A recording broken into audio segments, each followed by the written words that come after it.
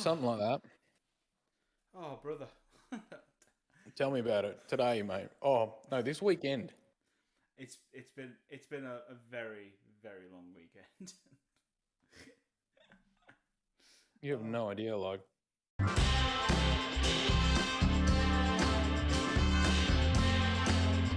Dorks Down Under.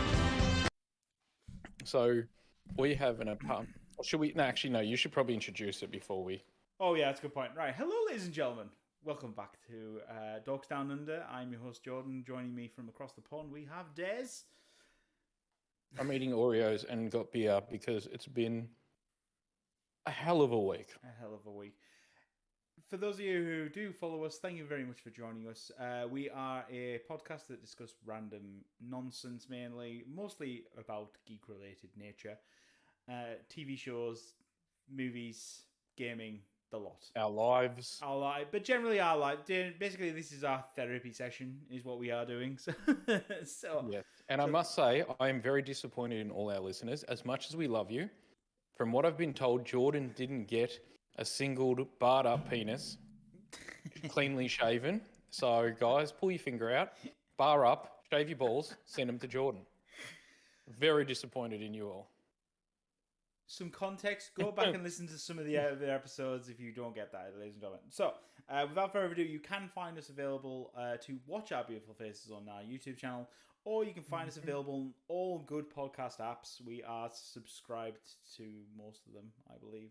If we are not subscribed to your favorite podcast app, please let us know in the comment section of either the YouTube or tweet at us at DorksDownUnder on Twitter or via TikTok, and let us know where you enjoy watching your content. I must say, that sound was very good. I needed this week. I think that's the smoothest I've ever done it. It's only took me God knows how many episodes to get it right. It's probably also because I didn't interrupt you, which I normally do. It could be that. Anyway, right, you've had a crap day. Let's have it. Crap day, crap weekend. Let's have how. So for example, there are apartments. So I live in a row of 8 townhouses. They're all kind of lined up. There are some townhouses or units going up next to me, and then once you come out of my garage, it looks like it used to be an old shop, but they've bulldozed it. Yeah. And I'm wondering if they're turning it into another shop or some houses, but there's guys working there.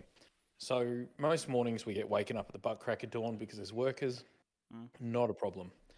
Cherish had a little bit of energy on Friday and she wanted some snacks. So we're like, let's go get some snacks. And why don't we also do our shopping? Because we're going to be there anyway. So we decided to do that. Did all our shopping for the entire week. Not a problem. Filled the fridge. Fantastic.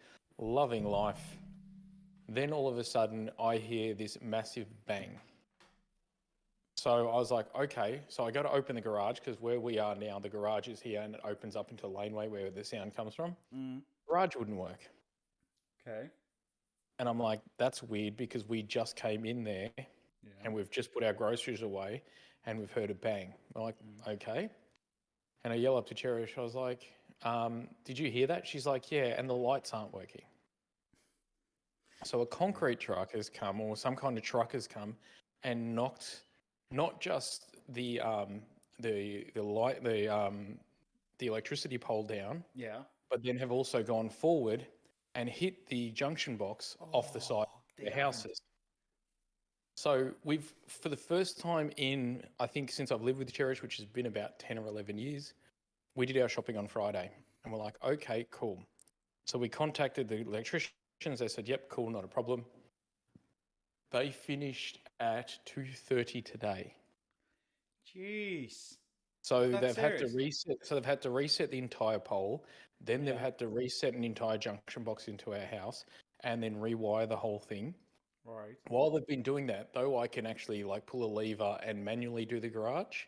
The problem is they've been parked in the little laneway outside our garage, so we can't get anywhere. So I'm like, okay. So we haven't been able to get out. We managed to leave at one point then when they were moving the crane around the other side. So we quickly nicked out and grabbed some groceries. Not groceries. Went for a drive just to get out of the house. Yeah, to avoid cabin fever, I assume. Yes, but our entire groceries have now gone to shit. So I suppose actually you've had no electricity. No, so we had no electricity for almost 40 hours. I think it was like 46 hours, 45 hours. Bloody hell. So when you called me and said, "When are we doing the podcast, brother?" I'm like, "We're just doing grocery shopping again." Yeah. Deja vu. And then I've just got a message about 2 minutes before we started when I was getting beer saying, "Oh, just FYI, we're going to have to block access to the laneway because we're doing a little bit more because we've only done a temporary repair. So if you can park your car out in the street or somewhere so that So you're yeah, not so that, you're not being blocked for access. Yeah, yeah. so yes, and that's going to happen today and tomorrow." Bloody And I'm hell. like, fantastic. So when we got home, we put all the groceries upstairs, and I'm just like, fuck it, I need a beer. And also a pack I of mini think you Oreos. are justified in having a beer. I really think you do. I mean, God But forbid. I'm only having one. Like Yeah. that's actually it next to my head. Oh yeah. So Oh that's no, you're having a one, big boy can. There's nothing wrong with one good thing about these Sapporos is I love them. They're like 650 mils. They're like 2.3 standard drinks, and they're just the size of my head. that. So they're amazing. But yeah. So then after this, I've got to go move my car out, and I'm like, okay, fine, whatever. But yeah, I'm just like, oh my god, what a weekend.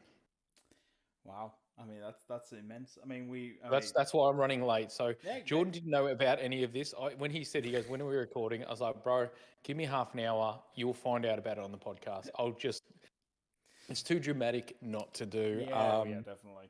I mean, And also, one thing that also happened weird is while we were at Coles, I may have seen the young lad that taught me how to shave my balls.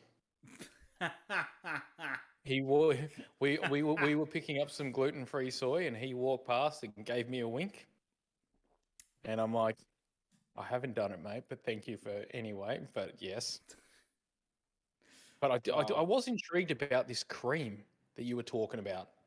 oh, well, the Veet hair removal. I've never even heard of it. And I was talking to a friend because I was telling him. So Kristen, who's an amazing friend of mine, who I do want to get on the podcast at some point. She's really she's got so much knowledge about AI and social media and stuff like this. Like the girl's a genius. Yeah. So I caught up with her, and I was telling her about the story and made the joke because she swears that I'm a gay magnet no matter where I go. And I'm like, that's not true. And we were sitting for lunch, and then it doesn't and then help. as It doesn't help your case that you always cosplay as like Right Said Fred. That doesn't help your case. I mean, you just Right Said Fred. Right Said. Oh my God! Do you not know who Right Said Fred is? No Too idea. sexy for my shirt. Too sexy Oh, for my shirt. yes, So okay, yes, sexy yes. it hurts. I didn't even know he had a name. I thought that was like chocolate starfish or something weird like that, which would be a much better name. I mean, literally, if you had leather pants and a white shirt on, you'd be a dead ringer. Well, if you go to onlyfans.com/dogs-down-under, you never know. Never know. I swear to God, man. Imagine somebody's already got that name on OnlyFans, and our listeners are like, "Oh, let's go check them out," and be like, "Oh, it's just a girl."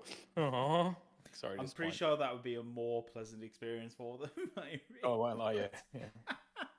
So, blimey, I don't get to see Derek or Jordan naked. This is ridiculous. Yeah. So anyway, But, you're a gay magnet. Gay magnets. Yeah. So she always laughs at me, and I decided to tell her the story. While we were out for brunch, the waiter comes up and goes, "Oh, have you guys ordered?" I was like, "Yeah, we ordered on the app." And he's like, "Well, if you need anything, let me know," and winks at me. And she just has the biggest grin on her face because she's told me about 18 seconds before that I'm a gay magnet. I'm like, so I'm not officially out, guys, but I've decided I am going to because at least somebody would love me. So I'm like, I love you, out. Des. I love you. See, again, another man. I love Hence you. why I should probably just come out. In fact, I'm sure you I mean, because for those of you who are following our TikTok account, apologies because it's terrible.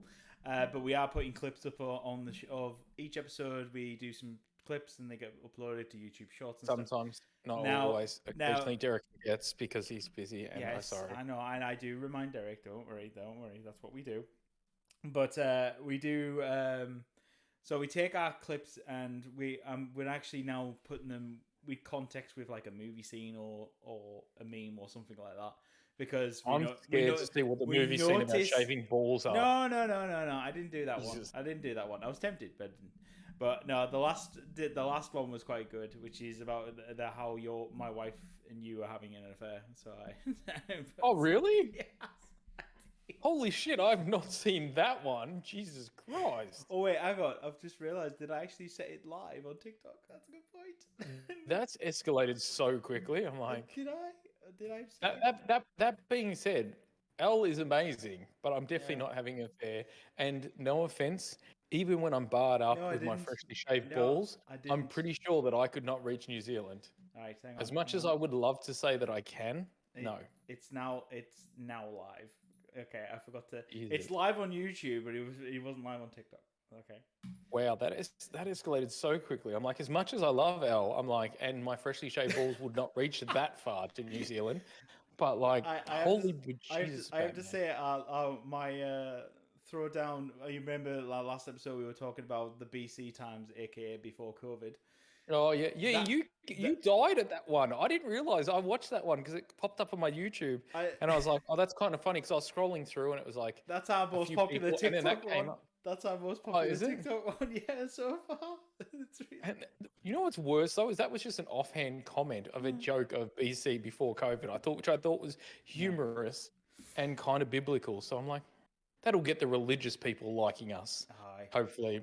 But wow, okay. But yeah, our TikTok account is shocking, but we are getting there. We've worked out. I've worked out a rough theorem that works for us, and it's working. So I'll happily take it at the moment, sort of thing. At least I don't know what I've done, but it's working. Well, you know when you sort of attempt something, you're like, I think this will work, and it actually does kind of. You're like, oh, okay, that's sweet. That's good to know, that sort of thing. You know, the fact is that I realised that originally when we were doing the clips, I did the first batch of clips, and it was just actually our show, just talking. Yeah. And those clips, and then you sent me the first Lord of the Rings one about the golem being thrown into the fire. And that was funny. I thought that was cool. That was funny. That took me that fucking one forever too. Eclipsed all the other clips I did. And I'm like, really? Okay, right. We're doing this from now on. We are doing this from now on, and it worked. And Wait, you serious? Works. Yeah. That one, like in comparison, like got like a couple of hundred more views than mine one did. So I'm like, right, we're doing it that way from now on. So that's what we did. So, but yeah, because that was more just I just wanted to see if I could do it, and I just went, oh, I'll give it a go. And the fact that so for anybody that hasn't seen it, go to our TikTok because I'm not going to tell you about it. But no, what was happening is that Jordan and I were talking about Magic the Gathering, where they have this one ring card that's coming out, and somebody has offered all these different prizes, including going on a trip and throwing it into a volcano. So I took the clip of Golem falling and I had the one ring follow his kind of hand where the ring was, and then when his hand closed, I got rid of it. And it was more just the fact is that I'm like, I'm not the best editor, but I wanted to see if I could do it. And it came out okay. It was quite good, actually. And now I realise that we're TikTok viral, man. Yes. Well, you're not TikTok viral. To be fair, my clip with before COVID with Lord of the Rings with Gandalf saying the Earth 3000 in the age of blah blah blah blah. That one is smashed yours. So that one was funny actually. I am in the lead now. So this is now going to be a competition every week between me and Dez of who can get the best clip. It's gonna be the funniest thing too though, because we'll probably have it's like you have 12 views on your YouTube, damn it, and then it's like 100,000 views on TikTok. How? Come on, guys, watch the damn thing. No. Well, to be fair, looking at our I've got the analytics open. We've gained 4 subscribers in the last 28 days. So big thank you to you, beautiful 4 people, for subscribing. On our YouTube or on our TikTok? On our YouTube. Yeah. I know one. TikTok. That's our TikTok. View our profile. My little Filipino princess. We have 3 followers on TikTok. Hells yeah, we're rolling. But we got like, so my Lord of the Rings one was 556 vids. Damn, that's pretty good considering we've got Your Destroying the One Ring got 182. So man, that's more. That is winning, bitch. You need to get to be fair though, that has more views than I have seen TikTok videos. Oh God forbid! Yeah, no. Because the only TikTok videos I get is when Jordan sends me random ones. I was like, bro, just send them on somewhere else. Because I'm watching TikTok. You know, I'm like, just send them to me. Send them on Instagram. They're easier. Oh, Instagram. I don't use Instagram. I hate Instagram. It's just full of people being half naked. And What's and I've already got a body image problem. So Yeah. Oh man, Oh, what's your no. body image? But Oh, you're no. Oh, no. losing half of it. Yes, the wife insisted that we were going clothes shopping yesterday because she's realised how tight belts have to be put on some of my clothing now for my trousers and shorts and stuff. I had to spend. It's annoying, isn't it? Because I bought a belt literally not like 3 months ago, and now it's on the tightest belt loop, and I'm like, God damn it! Yeah, it is. Yeah, it's quite embarrassing how bad so it turns out I'm now a 38 waist. What a 30? 38-inch waist. That's what I've got now. Oh no, I'm a 36. I normally buy a 38 because I like them a bit looser because I've got those big old fars. Yeah, I was 42/44 depending on who I'm buying from, sort of thing. So that's where I'm at right now. That's epic, man. That's real good. I know, but I don't like. I'm one of these people who buys clothes, right? I buy clothes and I like to wear it until it's no longer wearable. It's got holes and it's got holes in all the wrong places and everything else, and it's bad. I'm that guy. So the fact is that my wife is like, "No, you need to go get some clothes." I'm like, "I don't want to go get clothes. I've got clothes." Yeah. I must say, this to be fair, that I'm wearing. This is a so we got this 660 rugby top when we went to see them. This is the biggest size they did at the time, which is 3XL, and we tried it on and I could barely get it on. It was that tight, sort of thing. And but I really want to buy it. Just give it to me. Yeah. So no, Elle said, look, it would look really good on you. Just buy it, and then obviously because this was when was this? This was 6 Just months buy ago. it. Yeah, get less fat, and it'll be fine. It was it was about 3 and 4 months ago that I bought this. That's cool, man. And I started my weight loss journey 6 months ago, sort of thing. So it was like, all right, okay, well, it's a goal shirt. Well, yesterday, because I felt really skinny, and I was looking at all my t-shirts because obviously I've organised them. I've just got this picture of him in a bikini, just pouting at the thingo, just pushing his butt out, going, I feel so skinny. I'm so pretty. I should post on Instagram. I just woke up, and when you're like, oh, I feel good today. I'm having a slim mindset day, and I thought, great, fab. Oh man, one of my old bosses used to say that. He goes, there's something about when you just get up, take your morning shit, and you just feel great, and you feel skinny, and then you put on your tight work pants, and you feel amazing, and then obviously then you eat. And I was like, what? He's like, yeah, I lose a couple of kilos. Yeah. I'm like, I don't know what you're eating, bro, but stop. Yeah, but so I went into the wardrobe. Because obviously I've got all my t-shirts stacked and organised. They look very nice now. And I was like, oh, I've got that Dr. Rudy t-shirt that we won. That was a 2XL. And I thought, I'm just going to try that on. Because I just want to see... I want to see, where I'm at. Because that was the original goals shirt. Because we won it. And I was like, oh, And I tried it on. And literally, I walked out and I was like, damn! It was like... Ooh, you look good. I said, well, if I fit into this, I'm going to fit into the rugby top. And I went, ooh, that's a good point. So I'm wearing the rugby top today. Oh, that's cool. I was wearing my beautiful white t-shirt yesterday and sort of thing. Elle's like, I knew. I just had to give it some time. Eventually become a sexy beast of a man. What do you mean time? I am a sexy beast of a man. Thank you. I am. Oh, look, my light's flickering. What's that? But yeah. No, that's awesome, bro. That's real cool because it's. I know people are like, oh, just go on shakes, but like, one of the guys at work, he's been on those man shakes, and to be fair, he's dropped a shit ton of weight, but now he's added food back, so he's eating 3 meals a day, and I bet it's coming right back on. Oh man, I swear to God, he's put on about 7 kilos in about a week and a half.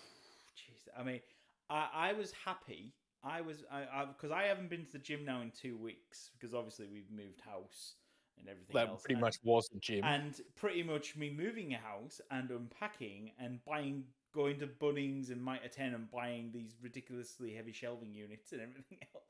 I've been having a workout, so I'm not complaining. But God forbid, it's like, I was like, when we finally found the scales and got them unpacked, I was like, right, I need to go away. Because obviously I hadn't eaten the best You know, Yeah. we'd had KFC here and there and a couple of pizzas from the local spot. And you know when you just like, oh God, I don't want to, I'm going to get on and it's going to say a number I don't want it to say. But I was pleasantly surprised getting on the first time. I think this was about a week after we moved, and Oh, it was like bang on where I was before we moved. I'm like, yes, fine, I'll take that. I can work with that. I must say, I have to interrupt for a second Oh, yeah. because thanks to Eddie, I fucking killed, man. Kid fattening center. My friends died when I told him that. I'm like, Eddie, thank you, my little man. As if I didn't like Eddie enough beforehand. Now he's helping me kill at work. I'm like, good job, man. Honestly, that one slayed me. The first time he said it, I was like, what? Say that again. And he turned it, and I was just like, that is genius. And why have I never heard this before? Why? This makes so much sense. It should be well known. It should have been discussed when I was Eddie's age that it was called this. Oh, No. what's funny too, though, is before, where were we? We were at, so I think I was about 23, 24 at the time. And we were at, I was working in, I think I just got to London or I was in South Africa, one of them. And I was like, bro, do you want to get some Kentucky Fried Chicken? And the guys, and this little kid who looked like about 15 and goes, and he said, we're not in Kentucky. I was like, no, I'm going to get some Kentucky Fried Chicken. And I pointed at KFC. And he had no idea that that's what it stood for. And I'm like, you serious? But I'm like, I remember when they changed that because Kentucky Fried, because obviously the fried sound fattening. So to try to get away from that, rather than make their food healthy, they're just like, just shorten it to KFC. That way then people don't know. I'm like, and I'm like, that is the stupidest thing ever. Would that ever actually work? And then when I heard it from this guy, I'm like, it did. I was like, damn. Yeah, no, it is one of those things that brands. I mean, obviously nowadays brands are very health conscious, and they've got to be. You know, although to be fair, let's be honest. If I'm having Cadbury's, I don't know why they try to force how oh, you need to eat in moderate. No, it's chocolate. I'm gonna eat the entire bar. I know I'm meant to only eat 2 pieces. I'm gonna eat the entire goddamn bar because I will. Because I have no willpower. It kills me. One of the girls at work has had a block of chocolate in her drawer for 11 days. What? She eats 2 or 3 things per day, and then she just puts it back. It's like, bitch, how do you put that back? Like, you bought a family block of chocolate, and somehow you're like... How? That's not possible. I'm sorry. That's the reason why we don't buy the big bars anyway. Because we're a chocolate in the fridge family, especially when we moved here, realizing that the temperature outside is well above melt point most of the time. And so far, just eating these things, which are these little lifesaver sticks, they have like this little sherbet stuff. I've eaten half a bag, but no, she eats like 2 or 3 pieces every day, and she's okay. She'll be like, I need some chocolate. Broke a few things off, eat it, and be like, and I'm done. I mean, it's like, bitch, there's 3/4 of a block there. She's like, yeah, no, I couldn't eat the whole thing. No, come on. Like, who are you? No. What's her secret? There's something. She's taking pills or something like that. That's not possible. That's impossible to do. God, to be fair, do you remember the kitchen size ones, the big square? Oh yeah, the ones that were like almost honest like to God, at 750 university, I smashed one of them in one sitting, and I didn't even feel bad. This is back at uni. But to be fair, there was a pizza spot that we used to order from every Saturday night. It was £10, so we're talking $20. New Zealand, probably 18 something for the Aussies, and it was a 26-inch pizza, so massive, like gigantic, and you could order it, and you were allowed to have 3 toppings, and you could even have half and half as well, so you could have technically 6 toppings, but they didn't count it. It was really weird. I'm guessing the tomato sauce and the cheese aren't counted. No, tomato sauce and cheese is not counted, so you could have 3 extra toppings. And the best bit... How funny would that be? I want mushrooms, peppers, and like onions, and they come out and you're like, where's the cheese and tomato? Oh, you've got to include that. I'm like, damn it. Yeah, but that's it. So we used to play poker every Saturday as the boys. And so we'd both we'd team up with someone, because if someone went barbecue base and you weren't a barbecue base fan, it's like, no, I want tomato base. It's like, all right, well, I'll team up with so and so we have full barbecue. And, and so they would do half and halves. And so you pay $5 to enter the poker, and you pay $5 for the pizza. Cheap. $5 to get your pizza ordered. But sometimes, like, when we were all really hungry, we'd all order a 26-inch pizza, and most of us would scoff it in one sitting. Because nowadays, when I get a pizza, I order a pizza, and I'm like, if I get a big, like a normal sized pizza, I will probably eat about 3 or 4 slices, and then the rest of it's for lunch the next day. Whereas Fat Boy University Jordan would scoff a 26-inch pizza with sides, may I add, with sides. Oh God! And it's like, no wonder I was so big. God. Jesus Christ! That's impressive. That's the best. See, my only thing like that was they did a 1 kilo burrito here, and that sounds immense. Yeah, so you get a 1 kilo burrito, and I can't remember. I think I may have photos. If I do, I'll send them to you so you can put it in. And this thing came out, and they're like, if you get this, you get a Mexican wrestling mask. Ooh. And I think I'd only known Cherish about maybe 6-7 months at the time. I was like, babe, this is going to sound really disgusting, but I want to go eat a 1 kilo burrito. And she's like, for. I was like, honestly, I just want a Mexican wrestling mask. And she's like, you serious? I was like, that's all I want, straight up. The whole point of it is I just want that. Oh my God. And then the girl sat next to me, and so she had to actually watch me do it. And then I did it in about 3.5 minutes. Oh my God. And she's like, she goes, we've had heaps of people do it. It normally takes them a long time. And I was like, yep. And then what happens if you put your name into a Mexican wrestling, like weird database, it actually gives you your Mexican wrestling name. Okay. And mine was Paravolo Buffalo, which means the flying buffalo. So I've just sent Jordan a picture of my horrible cheap wrestling mask and the burrito. So that's a 600 ml Pepsi next to the picture. That is, oh my God, you ate that in 3 minutes. 3.5 minutes. Jesus, wet boy. I mean, don't get me wrong, I love a burrito. I mean, I'm no stranger to a burrito. We all enjoy the burrito, but dear Lord, brother, you can eat, I couldn't eat a kilo burrito in 3 minutes. That's insane. Oh my God. Wow. There's a picture of me looking scared opening it. Oh yeah, we're gonna. That's definitely going in. That's definitely going on. I need to put that image. God. Oh man. Oh my God. But yeah, no. To be fair, me and Ellie we reminisce occasionally about our uni days, because that's when I met Ellie in my final year of uni, and she just started because she was being a midwife. She came to the course a bit later in life because she was originally a nanny, and then went to cooking school and everything else, and then she ended up choosing to be a midwife, and obviously I met her, so she saw me at my worst. And she still dated it. It's amazing, ladies and gentlemen. She still stuck around. But to be fair, actually... For anyone that hasn't met Ellie, she's very highly intelligent. She's smart. She's beautiful. And somehow, even she makes mistakes. So don't be afraid to make mistakes, people. Hey, it's the northern charm. This is what it is. It's all this northern charm. That's all it is. But yeah, I'm about to say I'm a very lucky man. But yeah, occasionally we reminisce, and when I talk about the university days, I say, "Oh, you mean Fat Boy Jordan days?" You mean, yes, Fat Boy Jordan. Yes, she does admit it was pretty bad. It looked pretty bad from the outside coming in. But yeah. Yeah. See, my biggest problem is because I grew up in hospitality since the age of about 12. My biggest problem was it was always about you may not get a full lunch break. So a lot of the times it was about eating what you had when you could. And there was a joke going around that I could finish almost any meal in under 2 minutes. Wow. And it was just because, for example, I eat a Parma or something, and I know I've only got 2 to 5 minutes to eat it, because if it gets busy, I have to run back out. Yeah. So that was a good joke going around, is Derek can finish anything under 2 minutes. So then they used to test that by giving me like whole pizzas or stuff.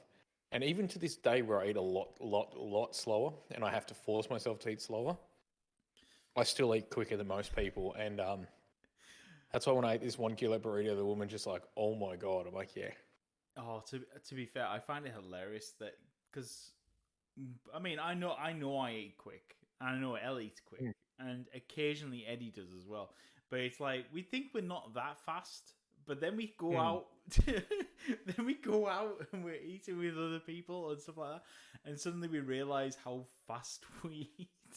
Even though we're doing the full chews and everything else, we've got we're a good for You've had three courses in 28 minutes only because it took 20 minutes between entree and main. You're like, yeah, exactly. That is insane. Yes, it is. It cracks us up occasionally when we look at it as a parenting lifestyle. It's like, oh my god, we eat way too quick. But then again, it's like, well, we want to get on to stuff most of the time. Yeah. We see food. Food is like get food in. Although, funnily enough, we because of course we're in our local area now, and on Friday we decided to go to the pub for dinner. Which because got to be done. Got to. We've been to the pub and we've had food before, so we know it's good food, and it was just like it was easy to do. So we ended up going, and good job we got there when we did, because literally about 15 minutes after we got there, the kitchen got closed because it was it got rammed.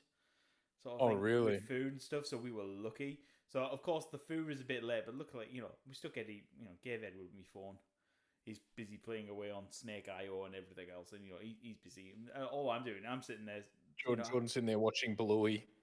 No, I was sitting there knocking back large bottles of Summit beer. The 750 ml bottles. I was drinking. I was smashing them back. Ellie was jumping onto the gin and tonics and everything else. We were having a great time. It was. Yeah. We've even joined the Handle Club at the pub. Oh, really? Yes. That's how many you've had? No, we get there's a weekly draw where we can win some money and a meat raffle and blah blah blah, and we get discounts on all our drinks now whenever we go. And I'm like, sweet, job done. And the best bit is, it only cost me $30 for the year for a year, and I'm like, yep, done, not a problem. I'll pay $30 for discounted drinks, because literally all it's gonna take is every time I go there, it's like if I go there even a couple of times a month, I'm going to save money. And I'm like, yeah, that's fine. And to be fair, there was the local rugby team was playing as well yesterday. So I swung by there to, because I want to be getting involved with the rugby club in some way, shape or form. Because obviously in the UK, you normally have like a membership or something like that. Very different here. They don't do it. Learned that. But I was having a chat with them, and they also do a Handle Club. And I was like, great. Said, can I sign up? I said, yep, next home game, come by, and we'll get you all signed up and everything else. And there's a social event always on with that as well. So we end up having some, special like guest nights and all this jazz. I'm like, yeah, sure, great, fab. Look forward to bringing the family. And they went, oh yeah, it's all family friendly. I was like, great. So that's what we're doing. Basically, we're drinking our way around the town. It's fab. It's great. Why not, mate? Yeah. Apart from that, I must say though, when you're in a smaller country town, simple things like that, like just a handle club or some kind of thing like that, because people will be like, oh, if I go here, I get a discount. Yeah. And you tend to find it becomes brand loyalty. It kind of reminds me of, in a way, of doing like a gym membership. We're like, oh, I'll just go there. And it kind of does lock them in for a year. So it's actually a really clever thing to do. And I must say, I wish more country pubs did it. A, because you get to save money. And B, more importantly, is that for the actual pubs themselves, it means that people are more likely to come there rather than go somewhere else. Yeah. Well, no, I was about to say, I went yesterday and I sat because we got rid of all our moving boxes, because I literally posted in the local Facebook group, said, does anyone need moving boxes? We've just moved here and I've got a whole load ready to go. And the lady messaged me, said, I'll be there at 4 p.m. Great. Fab. Literally, the post was up for 30 minutes, said, I'll be there at 4 p.m. And I went, great, fab. But then I realised that yesterday morning, because obviously we're on the way out, on the way back in from shopping. So it's about 2 o'clock. It's like, oh, rugby starts at 3. And I went, oh, damn it, I'm going to miss it. I want to watch the rugby. But I ended up only catching like the last 30 minutes of the rugby. It was all right. It was good. Yeah. It's a problem though when you rock up, because obviously I've never seen, this is my first time seeing TK rugby play. And of course when you rock up and you're like, right, hopefully there'll be 2 distinct colours and I'll roughly work out by seeing the locals and working out which colour they are. Yeah. So there was yellow and black versus yellow and green. Fabulous, great. I don't know who I'm rooting for, do I? And Jordan's colorblind, so it all looks like just black and grey. Oh no! It was one of those. I don't know if Jordan is colorblind. No, I'm not colorblind, but it was one of those things. I was like, right, I'm just gonna not cheer. I'll sit here, I'll appreciate, I'll clap and do it, on all that jazz, and be the polite spectator, sort of thing. I then quickly worked out after literally 5 minutes, especially as I was sat in like the patio bar area with outside with the other who I assumed were locals, and suddenly it's like when the green and yellow team got the ball off the black and yellow team. Suddenly he's like, "Oh, ref, you bloody man!" And they're shouting profanity. I'm like, "Okay, so we're black and yellow. That's good to know." Yeah, I figured it out now. Figured it out. But it took me 10 minutes to work out who we're voting for. But it was good to know. But it was hilarious. I'd say, but it was great. It was a great clubhouse. I'll tell you that. It's nice being back in a rugby club house, because I've not been in one since we moved here. Because growing up where I grew up, it was very common on a Saturday or a Sunday, you'd go down the rugby club and you'd watch the local team play and have some beers and whatnot and sort of thing. So it's quite nice. I'm settling into TK quite nicely. I'm quite enjoying it. It's good. It's good fun. That's good though, and that's the thing. And it's weird how I think sometimes when you're from the city, you don't jerry about this stuff. Yeah. Like as somebody that spent a lot of time, I grew up in the heart of Melbourne, didn't really do much, loved the outdoors, loved the country, loved when I would go there with schools or different things. But there's little nuances that you don't realise. And I think the first taste of that was when I was living in America. I was living in a place called Stowe, Vermont. So Stowe, Vermont has a massive, absolutely gorgeous mountain range. When it's summer, you can get to Montreal in 45 minutes. When it's snowing in winter, it takes about 4 hours because you've got to drive all the way around the mountain and come through. But it's weird on how into things you get. And for me, it was weird because there was a local hockey team, and I love ice hockey, but you'd go there and you'd see 90% of the locals. You'd see the people you'd walk in down the street and stuff, and it's just amazing the community and the feel of it. And that was something that I miss, and I was just like, that's kind of cool. And I think the people in the city don't realise that. People don't realise that there are local footy clubs, there are things, and they become the hub of the town.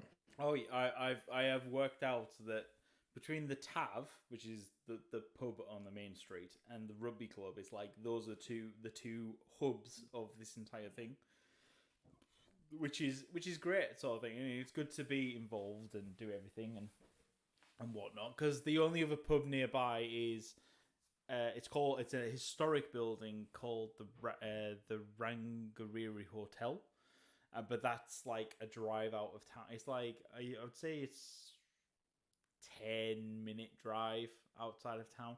Good food, good drink, lovely, great place to stay. Because we kind of came down and we've been there for food and drinks and because it's open. It has different hours than the TAV does, but it's good, But the fact is that it's not a walk to my house. That's the one thing being British is the fact is that the general first rule of the question when you buy a house is right, great, where's the nearest pub? And and the real estate agent will have a selection on hand, and he'll advise you and say this is 5 minutes away, but the food's terrible. This was 5 minutes away, but the drink's terrible, and the food's great. So you kind of actually immediately.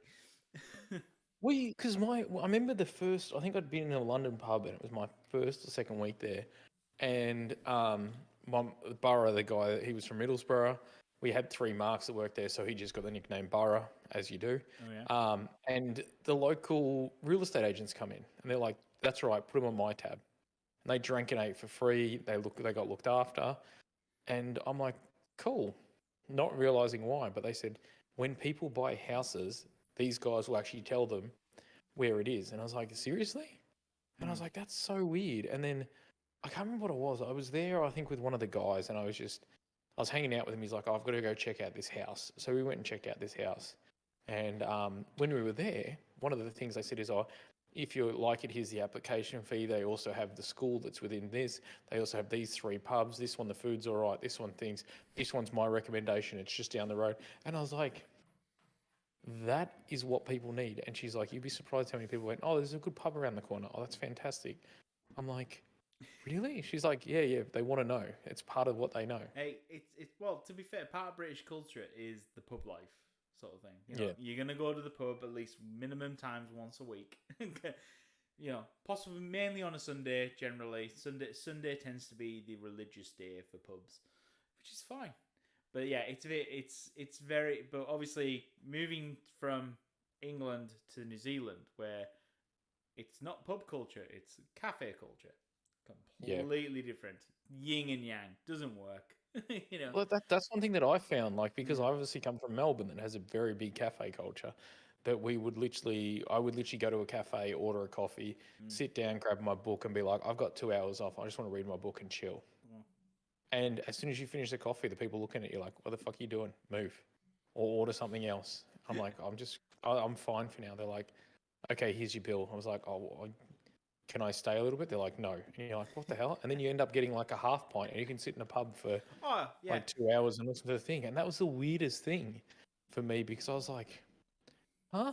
That doesn't seem right. Like, I come from a cafe culture. We should be allowed to sit in the cafe. They're like, not here.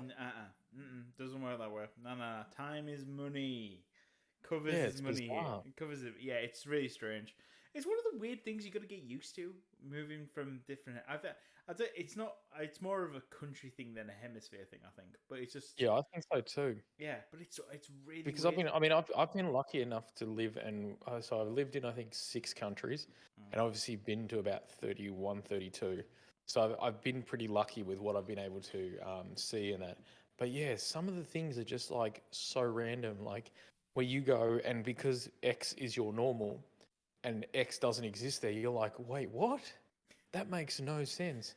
And like even like I still remember, what was it? I think I was in America or something, and it was a bit cold, and I'm like, I'm gonna have to go buy a doona. Here, you ask anybody for a doona, it's fine. Every single place in the world calls it a duvet. Oh, duvet. You call it a doona? What the hell is that? What? 100%. So I felt like a complete and utter prat when I said doona, because I'm like, I'm just gonna go grab a doona because it's cold as hell, and everybody looked at me like, bitch, what? Yeah. And I'm like, what? And I'm like, what? And it's so weird because every single country that I've been to, I can say duvet and they like understand completely.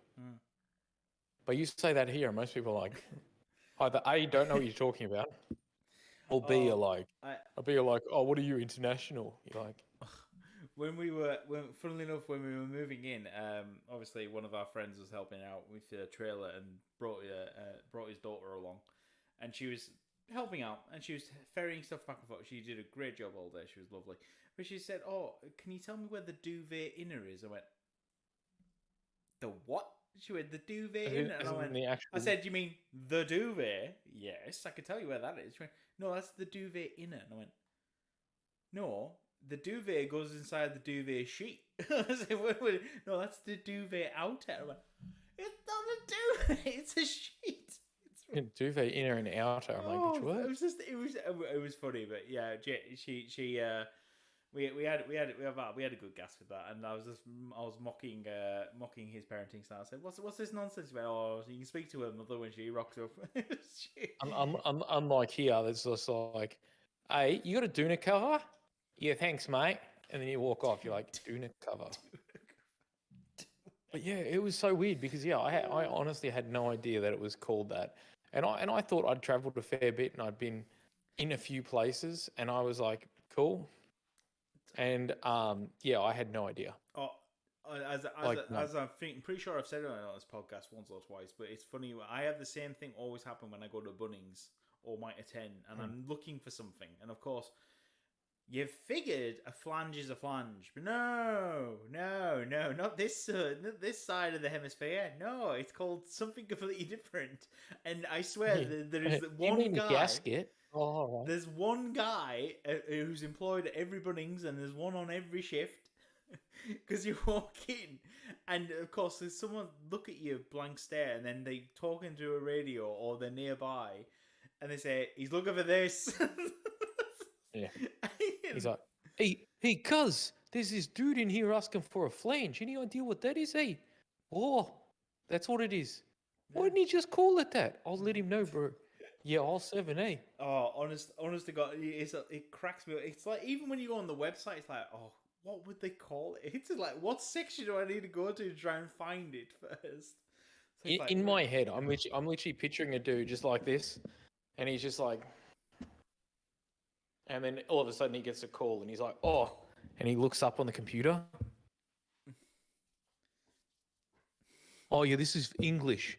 Like translation English. It means a gasket. And it's like originally from South Africa, this thing has become popular in the UK. Send him to Hull 13. And that's what I'm picturing in my head. There's just one guy that just sits there waiting for this call to come through. Oh, well, to be fair, like this week, while I was at Winter Bunnings, because I was getting a spray gun so we can spray the fence. Although I'm not spraying the fence this weekend because we've got a cyclone hitting us again. Fabulous. Apart from that. So anyway, I was there. So I found the spray gun. Great. I thought, right, I'll go find the fence paint. So, of course, it was in the paint section. Exterior wood. Great. Fab. Okay, I'm here. I'm looking. Can I find fence paint? As what I would think is called fence paint. No. I can find all these different things. But none of them are big tubs. And I'm like, last time I checked, when I went to B&Q to get some fence paint, you could get a big tub of it because you use that much of it, and it's great. And I've not seen any of these big tubs. What's the difference between fence paint and just normal outdoor paint? Oh, well, this is the thing, right? So there was exterior wood paint and interior wood paint. So I was in the exterior wood section thinking, I'm in the right bit. Fab. And of course, I'm looking up and down. I can't find anything. And then I thought, right, I'm just going to ask the guy. And the guy walked onto the aisle and I was like, excuse me, sir, I hate to bother you. I said, I'm looking to paint a fence, and I can't seem to find like any big tubs of fence paint. He went, oh, you got to go 2 aisles over. I went, why? He went, oh, that's where we keep all the fence paint. I'm like, why is it not here? So he takes me 2 aisles down and shows me, and it's just like, yeah, rows, the entire, stacked neatly. It's like, God forbid, why isn't this... And it's not even... The aisle isn't even marked fence paint. It's just marked as something complete... I think it's outdoor gardening or something like that. So it's like... That's funny. So you wouldn't even think, if you were walking down the aisle... If you were walking, across and not even looking down the aisle, but looking at the sign, you wouldn't even think to go down there for fence paint. God, I was... But I was there for a good 10 minutes trying to find fence paint. And I was just like... Oh... Yeah. Anyway, but yeah, I'm about to say I've got myself some more tools, power tools. I was so looking forward to you just going. I'm just going to use my sprayer and just sit there with your air gun, just going. Fucking airbrush. No, fuck that. Yeah. I got myself one of these proper up down jobbies. Yeah, the big ones that have got almost like a 3-liter tub of a thing where you just go. It's not. No, I didn't go that big. I was tempted, but I thought if I spent this much money on a spray gun that we're only going to use once every now and again, Ellie will kill me. So I think I spent it was like $80 for a medium. It was like a medium size one. So it's not gonna run out quick. Let's just put it that way. So I was just say live a little. Hey, I'm about to say she's been so good about me buying workbenches and shelving units and everything else. So we're behaving. Especially, I went and bought a multi tool because I was walking through Mighty 10 to pick up my order. I spotted this Black & Decker reciprocating saw that can also become a jigsaw. And I was like, ooh, I kind of need one of them. Because I was needing a jigsaw and thought, well, actually, I can get a reciprocating saw as part of the package. Job done. And of course, I walked back and Ellie was like, what's this box? Nothing. It only cost me $80. That's not the question I asked you. It only cost me $80. It's fine. Don't worry about it. Just you do you. Go away. Yeah. And it's amazing. What are you coming here for? Nick off. It's amazing now though. She's like, "Oh, great! You can cut out a drawer because one of our chest of drawers, little bedside chest of drawers, from IKEA. The wood got warped badly because she got a ton of fish tank water in it, and it went bad and manky. So she's knocked it out. But of course, I need to cut a bit of wood to fix it." So she's like, "Oh, well, you can do that. That can be one of your jobs." I'm like, yes, dear. Stick it on the list. Damn, That's cool though. But yeah, but it's nice getting settled. I'm actually my friend from the UK arrives tomorrow, so Yeah, I was going to ask you about that because you were saying that you're going to Hobbiton, and I was cursing your name. yes, no, we're going to Hobbiton. In fact, it will be a Hobbiton a week today. A week today, I'll be a Hobbiton, and I'll be taking lots of photos and sending them to you and going. Cheers. There's just going to be photos of him. There's just going to be photos of him like this outside Hobbiton, outside like the prancing pony. Just because he knows I'm not going to be there. It's not the prancing pony, thank you. No, it's the Green Dragon Inn. It's the one in the Shire. It's the Green Dragon. Yeah, we get to go to the Green Dragon. That makes more sense. It's gonna be sweet. Yeah. But yeah, no, I'm very. My friend said that the prancing pony, does it not just sound like ye old gay club? Yeah, it does kind of. And to be honest. and you know what the worst thing is I'd never thought of that until he said it, and I was like, what do you? Actually, it does a bit, doesn't it? I'll tell you what. I was like, that's kind of. I saw a TikTok this morning because I was up early this morning because I just woke up. I think it was all the storm got me up first thing this morning, and I was sat there and I was just scrolling through TikTok, to keep my to keep myself quiet so I'm not making too much noise and disturbing everyone else.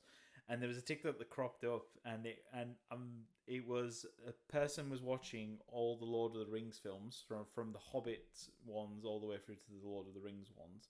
The extended cut versions, so the 3-hour bad boys on each of them. That's impressive, man. And it's like, how long will it take to watch it? And it's like, it's 19 hours and 22 minutes. And he started at 6 a.m. and he finishes like nearly towards 10 p.m. I was like, Yeah, my housemate did that. She watched the Lord of the Rings, all the extended cuts, and we got home at about 9 o'clock, and about 8 o'clock. So we're gonna go grab some food, and I went, I'll go home. I've got a couple of my mates with me. I was like, I'll go home. I'll see if Megs wants to come, and she's got like 15 minutes left. And one of my mates, who I won't lie, I'm no longer friends with, and who on so many occasions I've wanted to punch in the throat. Because he's just one of those dudes that you're like, do you want to come out for dinner? Yeah, cool. And you get there and he either A goes, oh, I haven't got any money. I was like, that's cool. Oh, he's one of them. You do realise that you've just ordered. Or he rocks up and goes, oh, I actually already ate. So why are we coming out for dinner? He's like, I'll get a Coke or something. No. So why have we gone out for dinner? I could have grabbed some takeaway on the way to your house, eaten it in the car, and then we could have done whatever we needed to. Yeah. And then he sat there for the last half an hour of the movie and just talked over the top of it and then told us all these things that was wrong with it. And I'm just like, and I said to him about 5 minutes in, I was like, Raf, just shut them.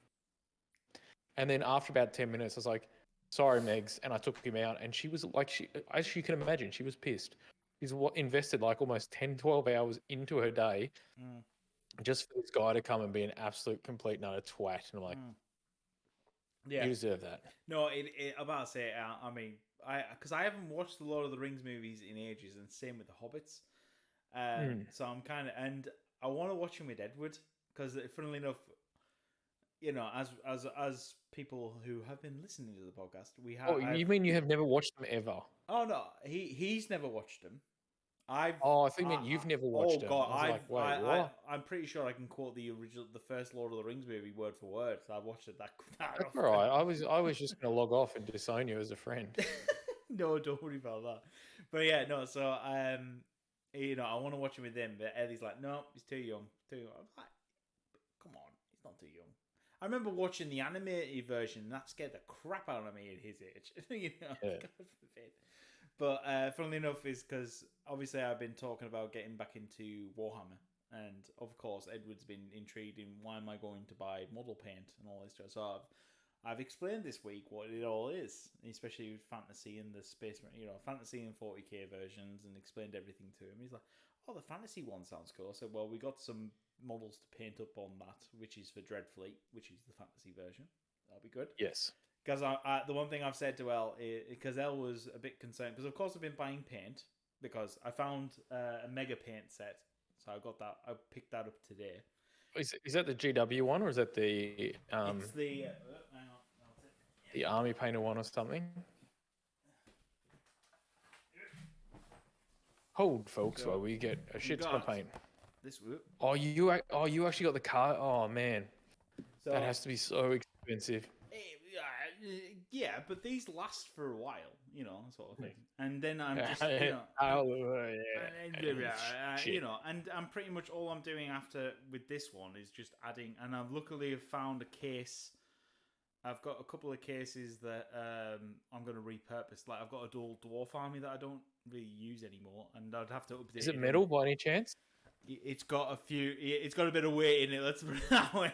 It's got a bit of weight. I've got a friend that likes. I think it's the old metal dwarves. He's trying to collect some, and I was like, You might have to send him my way. I've probably got some things that he really would want. So I've got some original. Baby. I've got some original dwarf. I've got some original dwarf pieces that are like from the Dogs of War days and stuff like that. Oh yeah, I'm pretty sure it was dwarves because Dan, who actually runs Arc, who we've spoken about a couple of times on this, I know he was trying to get all the old dwarf models or trying to get as many of the dwarf models as he could. Yeah. So. But yeah, but of course I've been explaining to Edward, and he was like, "Oh, really? I think we should do the fantasy thing together." But of course, like this weekend, I didn't. Did you just tear up? Tell me you didn't just tear up. It's like no. He wants to nerd out with me. No. It's in the genetics. If it, no offense, he got it. It's in his genetics. It's gonna happen. But funnily enough, I found out last night. Like last night, it popped up that because Warhammer Fest is on, which is the old. I can't remember. Was it Games Day? I think it used to be called Games Day. It used to be Games Day. Yeah, that was it. So that's on, and they announced obviously because I knew it was already coming. They announced because the new 40k edition sets, starter sets, been getting released, and they showed it all off. And basically, they're going back to Tyranids versus Space Marines. Fine, great. Models look sexy, fabulous, great, love that as well. But I showed Eddie it today, and he's like, "Oh, they look really cool, Dad." And I went, "Which one do you like the look of?" He went, "Oh, I mean, the aliens look cool, but they're not quite armor power guys. They look sweet, and they got a robot with missile launcher." And I'm like, "Oh God, there we go." He's my kid. We because to be fair, I remember starting off on. I think I started off on 3rd edition or 2nd edition. It was the one with the Space Marines versus the Orc. It was the Blood Angel guy versus the Orc guy on the front of the box. That was my first set. And I was like, yeah. I was like, this is how it begins. This is how my wife's gonna tell me off because there's gonna be miniature painting everywhere in this house. Yeah, it's like I'm gonna get murdered. But yeah, and I probably deserve it. Well, no, it's good though. Like, I mean, it's good to have a hobby like that, and I think it's great for kids because also I think it helps with hand-eye coordination. It helps them understand color theory and different things like this that they can use. And I do think sometimes fostering their creativity can be a great thing. So yeah, well, I don't think it's going to be bad. He is very creative already, and you can see it in all his drawings and everything else and things that he talks about. He gets really animated, so I actually think he'll really enjoy it. And I think the way it's the Dreadfleet's probably the best way to do it. Because I've already got them primed. They just need painted, so I can sort of do that with him, and then we can start playing games. But I also, because I saw obviously the new set, and obviously once that's available to buy, I said, well, we'll get that, and we'll treat it like a board game. If I treat it like a board game, it won't be as bad. Yeah. He'll probably enjoy it, this sort of thing. But then all of a sudden he'll go, I want a tank. I want this. Yeah, naturally. To be fair, because when I was talking to him, he said, "Oh, have you got any cool models like this?" And I explained. I found some today because I was moving some stuff out of my office back into the garage, and there's a couple of cases. And I said, "Oh, do you want to have a look at my monster case? This has got all my dragons and stuff in." And so I showed him that. Yeah. And of course, he found that fascinating looking at it. And mainly, I looked at it and went, "Oh my God, how bad of a paint job is that?" I used to think I was good, but the problem is I find that if you take a break, you come back and be like, "Oh my God, I'm shit." Yeah, and then you start painting again, and you're like, "No, I'm still shit." Oh no, I think the problem is that I've been watching. So I've subscribed this week to Eons of Battle and Squidmar Miniatures. Yeah. So that being said, though, massive shout out to Lucas from Squidmar Miniature. He's actually this. I love Lucas, and I'm going to say that from here. But that little fucker has so much talent, it annoys me. So he's actually spent the last few months painting 2 miniatures for the obviously Golden Demon, Then there's a new game coming out called Warp Forge, I think it is, and they gave him a week to create one of the things from that. So one of the actual backgrounds. So they've actually got a playable table that looks exactly like that. Okay. Then I saw on his Instagram, it was 6 o'clock. He had to fly out the following morning, but he felt like painting. So from 6 o'clock till 1 a.m., he painted another little like goblin-like thing with a cool like thingo. And he goes, I've decided I actually did a really good job on this. He's going to enter that as well. So I'm like, that little 22-year-old talented bastard whose hands I want to break. He could actually walk away with 3 trophies. Yeah. And I'm gonna and I even said to him, I'm like, you know what's funny? Though the 2 that you spent all this time on, you probably won't win anything, and it'll be that one that you banged out in like 5.5, 6 hours that you win something. He's like, I won't lie. He goes, I was gonna be upset if that's what actually happened. I'm like, Jesus. But yeah. But he, swear to God, he is so talented. Like, yeah. To be fair, I've been watching. You know, it's just because obviously we've been talking about it. My phone was like, oh, I've got some recommendations for you. So I ended up watching, and Eons of Battle is very much my style. I like the way he does his video. By the way, fantastic video of the way he presented them. And he explains everything he's doing. I love the top-down method he talks about getting all your highlights and everything, and it looks really good. So I'm going to try that out on a couple of minis with my airbrush and stuff like that. So that's going to be interesting. But also it wasn't last night. I think it was the night before. I was watching YouTube and and I found this other channel that a guy who was recreating basically there used to be a book that Games Workshop did called How to Make Terrain. Because of course this is before they sold terrain. So they brought out a book of how to make terrain using like soda cans, polystyrene balls. oh, yeah, I've seen those. And this guy went back and he's used it, and he's used the old flock as well, like that old grass crap that got everywhere. That stuff's horrible. And he recreated several pieces, and all I did was look at it and go, "Oh my god, I want it! I want it! I want to make it! It looks so good." It's because obviously, like looking back then, that's when I started, and just seeing that bright green flock and lots of very bold colors. It's like, wow, this is what I remember being a child, sort of thing. But yeah, it's obnoxious, it's horrible, but it's kind of cool. But Eons of Battle I like. I find his things quite quick, quite succinct. It's got a little bit of information. He's quite flamboyant as well, I find. Oh yeah, no, the miniatures look really good, sort of thing. I think that's where it lines up really nicely, sort of thing. So, and the fact is that when he's doing stuff, he explains it really well. Like, I am doing this because of X, or you want to do it this way because it will give you a nice dark recess, therefore you don't need to use a wash.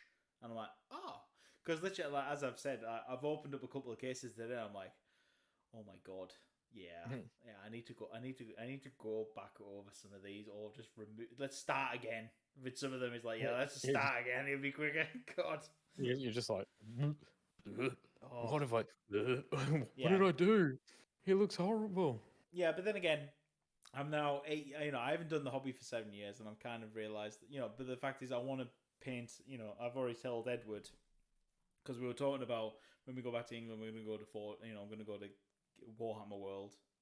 And he's like, oh, that's going to be cool. I said, yeah. I said, well, I'm going to pick up a Titan. And so I had to explain what a Titan was, because he was like, so hang on. So he said, so how big is the miniature? I said, well, the one I want is 12 inches tall. And he was like, well, son, look in a mirror. It's about that big.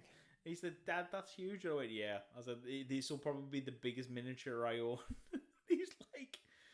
He said, so hang on. Wait, that's the one you're getting. Is there bigger? And I went, oh, yeah. Yeah, there's bigger. And I had to explain to him all the different sizes of these ones in terms of miniature scale. And he's like, who can buy this? And I went, oh, you have no idea, son. I said, well, that was the weirdest thing, like watching, obviously, Squidmar on that do the Manta. Yeah. Oh, I haven't watched that episode. I've seen the highlights from it on. It's not an episode. There's like it's like a 16 or 20 part thing where they actually take you through all of it. And the hardest thing to watch though is they literally spend all this time building it, and then once they build it, they then destroy it, and you're like, wait, what?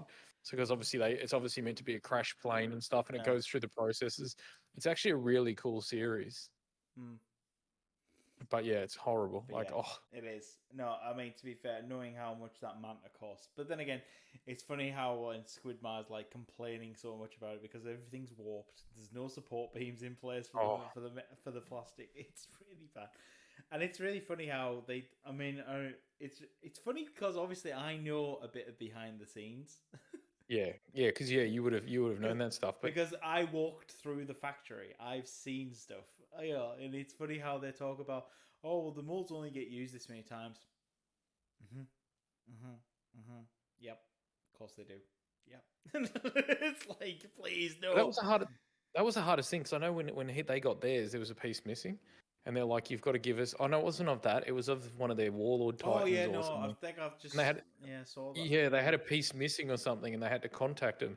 And it's like, okay, can you give us the order number? Can you give us who packed it? And all these, like, there was about 15 things they had to give him. And I'm like, who packed it? I was like, fucking poor Jeremy's just going to be like, oh, fuck, I forgot that piece. I think it was Steve, his name was. Oh, I don't even know. But I'm like, poor Steve, mate. He's going to cop a bollocking. And I was like, and here's a question. How do you forget a piece? Like, if they're all there, technically you'd think you would just put them on. But obviously it wasn't. So you're like, poor Steve's been given a bum rush by not being given all the parts, but now being criticised and being like, we're going to have a word to Steve. I think it's one of the, to be fair, it's one of those things because it is an injection mold process that they use and all that jazz. And the fact is, so when they come to assembly, it's pretty much right. They've got probably a pile full of things, and they know they need to grab 2 of that, 1 of this, 3 of this. So it's just that, and they're probably just going through the motions. And God forbid, it's boring. It's probably repetitive work. It's not like they do one mold and it's got all the pieces in, and that then that pops out, and therefore that's all that. No. It's like the mold will only do this one section. So they got to run it for 4 weeks, and they got to get like 20 of them or however many. But the weird thing is, if you're like, okay, we've got an order for one of these from Jeff, and then they just go, all right, cool, and they get all the pieces together, how do you not pack it? You'd think that you'd have a piece left over or something, but it's just like logically, we'll see. Didn't get a piece, and now they're going to be like, "Oh shit, we fucked up." I mean, logically, what probably did happen because they probably ran it and they know, right, we've got 100 Titans here, and they've gone through, they've done all the packing and all that jazz, and it's like, right, crap, there's 1 bit left over. Therefore, one of these 100 doesn't have this piece in. Are they going to open them all up to find out? No. It is quicker to send them all out and for someone to go, God damn it, where's my piece? Because honestly, the amount of manpower, because obviously when they go through the packing, they won't know until, there's no quality check. Why would there be? They know that they've made 100 parts for 100 Titans. Yeah. It's like, oh, we got a piece left over. They're not going to waste any manpower doing it. Logically, they should, because no offense, if I'm buying a Warlord, well, that's what I'm thinking. Yeah, it's maybe $2,000 or something. So something like that. Yeah. So what we're talking, 4 New Zealand. If I spend $4,000 on something, I expect every nut, bolt, and everything to be attached. That's what you think. Like, you think, oh, there's a piece left over. Okay, we'll figure it out. Like, why is there a piece? Or better yet, have that piece sitting there, and if somebody does call, just be like, I'll send it, not I'll have to remold it. Yeah, but that's the thing. The problem is though is that it's GW things. The scenery guys come along. They're creating new dioramas. They'll swipe pieces left, right, and center for things. It's like, oh, we can use this as part of this, or we can do a crash scenery and all that. It happens all the time. They kit bash. That's what their job is. Their job is to, especially the modelers, is to inspire. Oh, if you buy kit X and kit Y, you can make this. Or if you just take it from some poor sod and get them to have to redo it. But yeah, I'd be shattered because something like that, if I've spent like $4,000 on a model, I'm going to be like, I really want to be able to, I really want to be able to put it together straight away, and then having to do it and then having to wait 6 weeks. It's not one of those pretty things of being able to, because God forbid, the fact is, if you're buying a miniature, you want to be able to build it and paint it immediately. It's like you opened up your sprue box and it's all on the sprues are fine apart from one bit's bad. It's like But then again, you could probably take that box to Games Workshop where you bought it and say, "This is what I opened," and they'll probably go, "Oh, well, let me take this free box." They'll probably swap it out straight for you, and then they'll throw that sprue into. There's always a bits box in the back, full of sprues, because the one thing we have to do is build product for X, Y, and Z, or make scenery and do all this jazz. It happens all the time. I mean, I remember when I walked into Covent Garden on my first day, and Dave was showing me around and explaining how the things work and everything like that. He said, "Oh yeah," and literally in the back he's like, "Yeah, this is the bits box." It was a massive cardboard box full of sprues and everything. He said, "Yeah, if we need you to build anything, just go through that, and if it's not there, you come and tell me, and I'll get rid of." He's like, "I'll make it happen." Yeah. But the fact is that it was also full of old, obsolete products. I said, "So what's?" I said, "Hang on, this is from '97." He said, "Oh yeah, if you want it, take it." Sort of thing. You just got to let me know so I can make sure it's signed off. And I went, "Okay, great." So I ended up realizing every store I went to had the same policy, which is great. There is a bits box at every store, and it's got obsolete products in because the deal was you were meant to take it off the shelves so it can't be sold. Fine, but the problem is that head office didn't want it back. They don't want to store it, so it's just like it just sits in the back and does nothing and gathers dust. I was going to say, poor Jordan goes around as a manager just signing off things that he wants from these boxes. Yeah, but this is the thing. So you end up, because obviously I'm collecting various, like Valhalla and Ice Warriors. Finding metal miniatures of them was damn near impossible at times. But then suddenly it's like, oh, I rock up to this store and oh look, they got a full they've got a full veteran squad. Damn, son. I'll take that, thank you. And I pay the thing because you got if you're buying anything for it, you got to pay the thing. Pay whatever cheap price. It was. But honestly, if I took this full box and if I was to sell this, there was a policy in place that you weren't allowed. While you're employed, you're not supposed to be. But it's funny how every employee has what they call an eBay pile. Oh yeah. I know. And apparently, it was the common joke is that we all had an eBay pile, and it was there. And the day that we handed in our resignation and we've left the store and we're gone, it's the eBay pile goes on sale. Oh my god! I can just. Oh man, I can only imagine. Oh yeah. Oh man. All right, party people. No. I've just had a look at the time. Poor Jordan has to. Funnily enough, I've just seen the time as well, and what? Poor Jordan has to actually edit this. Yes. So let's just waffle for another hour, just because it's funny. How about not? So we want to say a big thank you to all our new subscribers and new listeners. Thank you very much for joining us. This has been Jordan and Derek, or Dez. Jordan and Derek. Why did I call you Derek? Jordan and Dez from all. It's weird though, because that's how I know where I know people from. So if I know them from school or something, they call us that. But 99% of people just call me Dez, so it's just like easier. So that's why it was like. Don't know why. I looked around and I was like, "Have we got a special guest?" I was just like, "What? I don't know why I came out with that. That was weird." Anyway, thank you for joining myself and Dez on this week's episode. We didn't say the episode number because I can't remember it. That's fine. 14. There we go. Dez is on it. Thank you for joining our 14th episode of season 2. If not, I've just edited 13, and it's going to be the wrong number. But I've called that 13. That's fine. We'll work it out in post.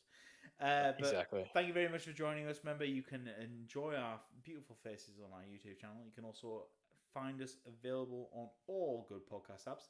And if we're not available on your favorite podcast app, please let us know so we can make sure that we are being available on your favorite podcast app. You can also find us on our social medias at TikTok and Twitter at Dorks. No OnlyFans. No OnlyFans. And make sure that you do comment and subscribe and everything else. It also helps us with the algorithms and everything else, which is fabulous. I want to say a big thank you to all our concurrent listeners. Thank you for joining us on this journey, and we do apologize. And all the new ones that are going to join us randomly in like a year's time when they went, "I really like this podcast. We'll listen from the start." Hello from the past. God, I will look so much older. I probably definitely will be shaving all my hair off at that point because the bald spot is getting bad. Ugh. Yeah, I was going to say I'm going to start shaving my head too. Yes. To be fair, it kind of the good thing is the top cuts itself, and I just trim the sides, so it's good. It's good. Anyway, peace out from Jordan down here in New Zealand, and peace out from Dez. Laters.